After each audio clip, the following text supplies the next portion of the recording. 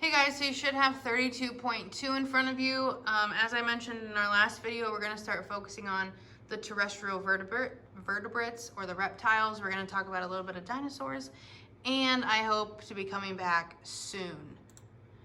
So hopefully by the end of this chapter, we can summarize why the dinosaurs became the dominant land vertebrates for a while, and then contrast why the ectotherms and the endotherms, which were different kind of animals, identify dinosaur-like and bird-like features of Archaeopteryx, and then summarize why mammals replaced the dinosaurs. So this is a pretty long section because we're going clear from dinosaurs clear to the mammals. So hang on, here we go.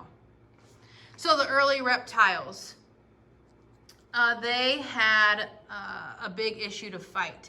It was fluid loss, being on land. Again, because we can't completely rely on, or we can't completely get away from water. We still relied on it a lot with the amphibians. So when the reptiles started evolving, they had to come up with something to overcome that. The adaptations that permitted amphibians to live on land further developed into reptiles, and these reptiles were the first to have skin and eggs that were both watertight. When reptiles first evolved about 230 million years ago, Earth was entering a really long dry period. And so the early reptiles were just better suited to live there. That's all it was, compared to the amphibians, again, because they still relied on water. And so the reptiles were able to quickly diversify. Within 50 million years, we had completely replaced the amphibians as the dominant terrestrial vertebrates, which is a pretty big deal.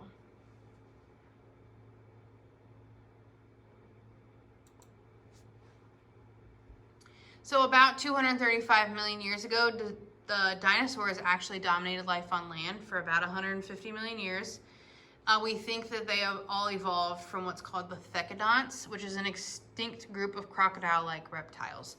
So they look like kind of a dinosaur here, have that long tail, legs like a dinosaur, but the front ones don't necessarily touch the ground, and there's a little bit of webbing, maybe looking like the alligator or crocodile. So you can definitely see the mix there. But during that long history, dinosaurs had changed quite a bit. And they represent a long period of change and adaptation. And the animals that lived in these different times were often adapted to those very different environments. One major factor that affected the dinosaur evolution was the movement of the continents. It radically changed Earth's climate. And when the dinosaurs first appeared, all of Earth's landmass were joined in that single supercontinent called Pangaea. There were a few mountain ranges over the land with dry parts. Then they had close coastal climates that were warm with a dry season and then had a wet, rainy season as well. And as Pangaea broke apart, that climate started to vary. So some dinosaurs could not adapt and went extinct, and some of the dinosaurs thrived. It really just depended on where you were living. The oldest known dinosaur fossils are in rocks from the early Triassic period, which again is about 235 million years ago. The Eoraptor was one of the first dinosaurs. It was about a foot long. It was bipedal, meaning it was on 2 feet, and was a carnivore. By the end of the Triassic period, about 22 million years later, these little guys were very common and almost completely replaced the thecodonts. Remember, the thecodont was like that alligator / dinosaur looking guy. And then dinosaurs were successful for 3 reasons. Their leg structure, their drought resistance, and just simply the extinction of other animal species. So their legs were positioned more under their body, which provided good support for the body weight, enabling them to be faster and more agile runners. And they were able to better catch prey or better to catch their own prey or escape predators. Then their drought resistance, they were well adapted to the dry conditions that were now Pangaea. And then at the end of the Triassic, a large meteorite struck northeast Canada, which it's still visible if you'd like to travel. And it caused great loss of animal diversity, but the dinosaurs were able to overcome that.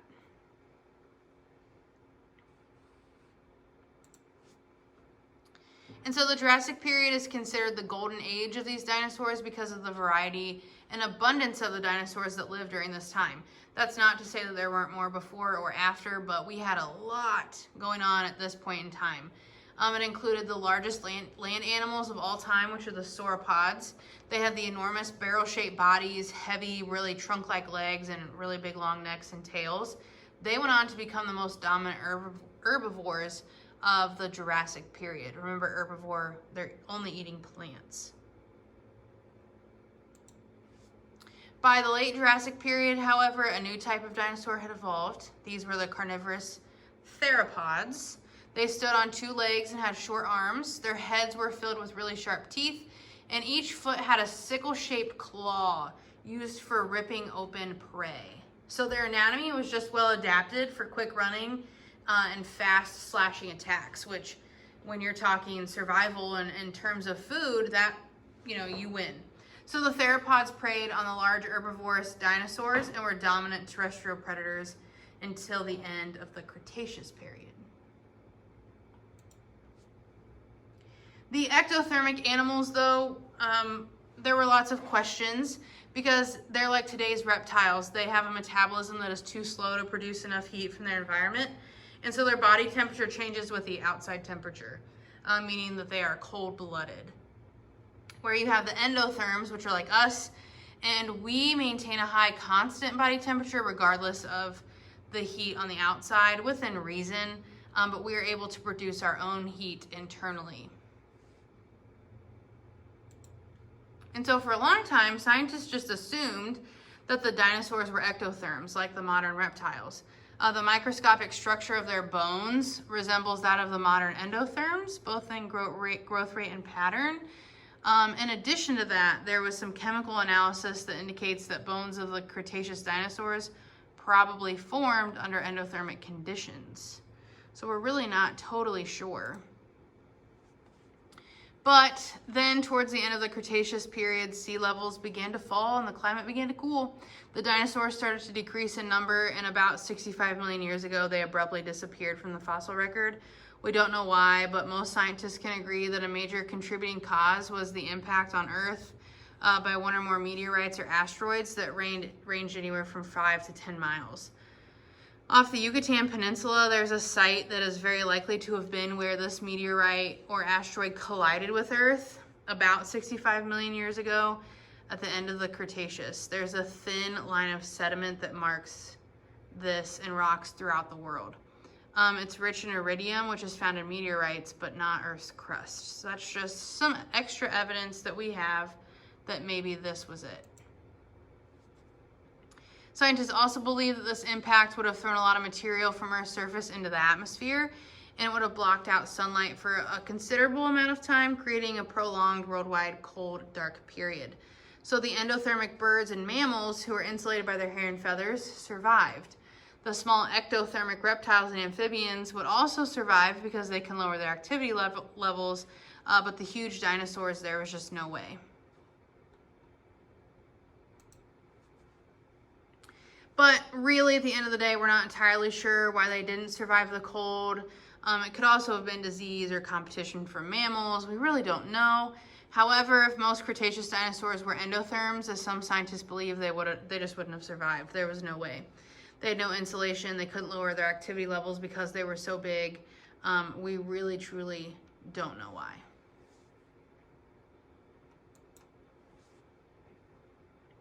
And so here come the birds. They were able to beat that really big cold spell because they were in fact endotherms and had their extra feathers and hair. But the earliest known bird is Archaeopteryx, meaning ancient wing. This was in that video at the beginning of the chapter. It was about the size of a crow and shared many features with the small theropods, meaning it had teeth and a long reptilian tail, which was consistent of the dinosaurs, not the birds. It did not have a breastbone to anchor its flight muscles like the modern birds do, but it did have solid bones, unlike most of the modern birds. It had forelimbs similar to those of a dinosaur, and so altogether, because of these features, Archaeopteryx is classified as a dinosaur, but does look like our first modern bird. The impressions of feathers of some of the Archaeopteryx fossils raised questions about their classification as dinosaurs because they appear to be bird-like or avian because of those feathers on their wings and tails.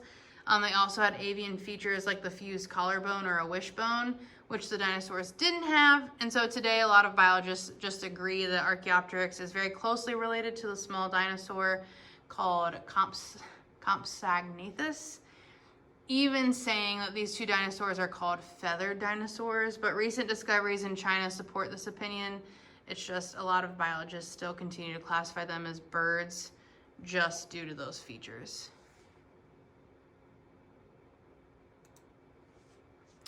The fossil record has also revealed a diverse collection of toothed birds with hollow breastbones and breastbones meant for flight. So they have teeth like a dinosaur, but hollow bones like a bird, breastbones like a bird. Very confusing, but the early Cretaceous period, only about 15 million years after Archaeopteryx lived, a variety of birds with a lot of features of modern birds had evolved. So really, we think that we went around for a little bit of time with feathered dinosaurs. And that's where we get to modern birds. There are more species of birds than any other terrestrial vertebrate. All but a few modern orders of the birds are thought to have risen after the Cretaceous extinction, or the the Ice Age, you might call it. Since fossils of feathers are very rare, the hollow bones don't often survive the fossilization process. The bird fossil record is super sparse. We just don't have a whole lot there. So the relationships among birds are mostly inferred or kind of guessed based on studies from DNA. These studies suggest that the ostrich is the oldest group of living birds, and then ducks, geese, and waterfowl likely arose next, followed by the woodpeckers, parrots, and owls, then the songbirds, which are 60% of today's bird species, and then the most recent birds are more specialized, like the flamingos and the penguins. They live in a variety of habitats and differ greatly in their appearance. While most of the birds have wings and can fly, the ostrich has wings and does not fly. The penguin wings, obviously we know they don't fly, but they do use them as flippers to propel through the ocean water. And they also have striking colors with males to help them attract mates. So a lot of the birds that we see day to day, the male is going to be the brightly colored bird, whereas the female might look more plain. All birds are going to eat frequently because they have a really high metabolic rate and typically store very little body fat because of their flight. And the beaks of birds are also adapted to the type of food they eat. Most birds consume energy-rich meals with fruit, seeds, worms, or insects. But then you have things like hawks and owls. They're predators. They can eat rabbits, rodents, small mammals, snakes, and lizards. Gulls and pelicans can eat really big fish. And then we have the vultures, of course, that feed on the dead.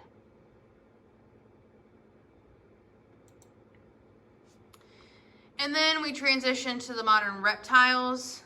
Of the 16 orders of reptiles known to have existed, only 4 remain today. The turtles have the most ancient origins and have changed very little. The vast majority of living reptiles belong to the second group to evolve, which would be the snakes and the lizards. And then the tuateras were the third group of surviving reptiles to evolve. The fourth line of the reptiles were the crocodilians. They appeared on Earth much, much later than the other 3 groups. They include the crocodiles and the alligators. They have changed very little in over 200 million years. And so like dinosaurs, the crocodiles were descendants of the thecodonts. And that goes to show with that big long tail and the big kind of long snout. In some ways, there's a lot of structure of their heart. The crocodiles resemble birds more than they do living reptiles. And they're the only living reptile to care for their young. So today, a lot of biologists consider or think that birds are the direct descendants of the dinosaurs. And if this in fact is true, the crocodiles and the birds are more closely related than the dinosaurs and the crocodiles. So to each other, or to each their own really, but most scientists truly believed that it went dinosaurs, then birds and reptiles would have developed separately from that. And then came the mammal. So they appeared about 220 million years ago, just as the dinosaurs were first evolving from the thecodonts. It's most likely that they were all descendants of the therapsids, which was that extinct order of reptiles that was probably an endotherm.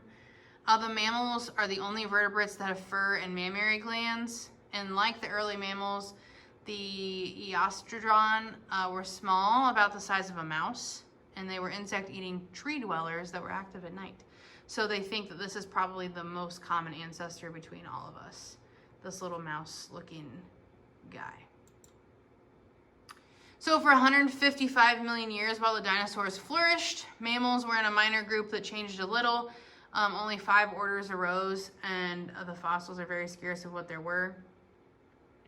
But in the Cretaceous extinction, a lot of animal species larger than a dog disappeared.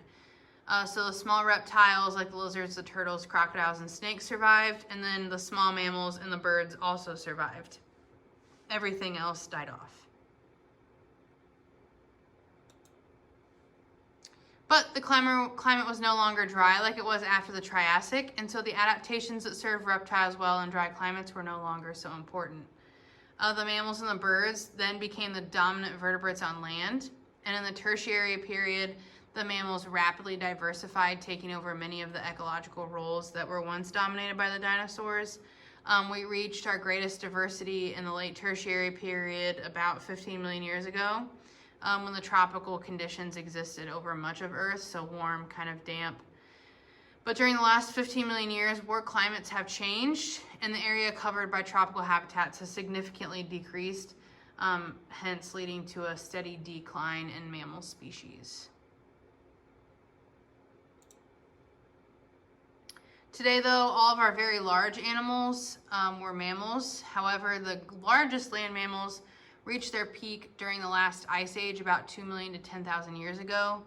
At that time, many of the species of enormous animals, such as the Irish elk, which is in the picture, roamed Earth. And so in this picture, you can see that's a man standing, and that would be this animal's, or Irish elk's, back. The shoulders of the Irish elk were over 7 foot tall, and the span of their antlers was 12 feet. So it's 12 tiles on the floor. We also had giant ground sloths, which look a lot less friendly than the sloths we have now. And they weighed 3 tons, which is 6,000 pounds. And they were as large as a modern day elephant. They were enormous vegetarian cave bears in Europe during the Ice Age. They had large lion-like saber-toothed cats that hunted with jaws that opened an incredible 120 degrees to allow the cat to drive its huge upper pair of saber teeth into their prey. Today, only elephants approach the size of the enormous mammoths and giant camels that roamed back then. But today, there are more than 4,500 species of mammals, and they inhabit virtually every habitat on Earth, from the jungles, the deserts, polar ice, freshwater streams, deep in the ocean. They even populate the air, if we talk about birds and bats. But mammals range in size from the blue whale, which weighs as much as 150 tons or 300,000 pounds, into the tiny Kitty's hognose bat, which is in the picture, weighing less than 1/10 of an ounce. Most mammals are covered with a dense coat of fur. Some have little fur, and then you have whales who have only little tiny hairs. The first group of mammals to evolve laid eggs, as did their reptilian ancestors. They are the only surviving direct descendants of these early mammals. They are the echidna and the duck-billed platypus. So there are 4 species of echidnas, 1 of the platypus. They are egg-laying mammals, and they are called monotremes. Mammals other than the monotremes show 1 of 2 patterns of development, but both of the groups give birth to live young. They just develop in a lot of different ways. So the marsupials, which are all on the left, include the kangaroos, possums, koalas, wombats, and even some mice. Their young are born at very immature stages and develop in a mom's pouch called the marsupium. And then you've got placentals, which is pretty much everything else. They include things like dogs, cats, horses, sheep, gorillas, humans, goats, everything that you pretty much can think of. They develop within the mother's body and are nourished by the organ called the placenta.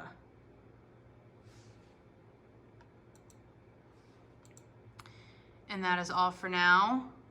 Hopefully I see you soon if I haven't already. Bye.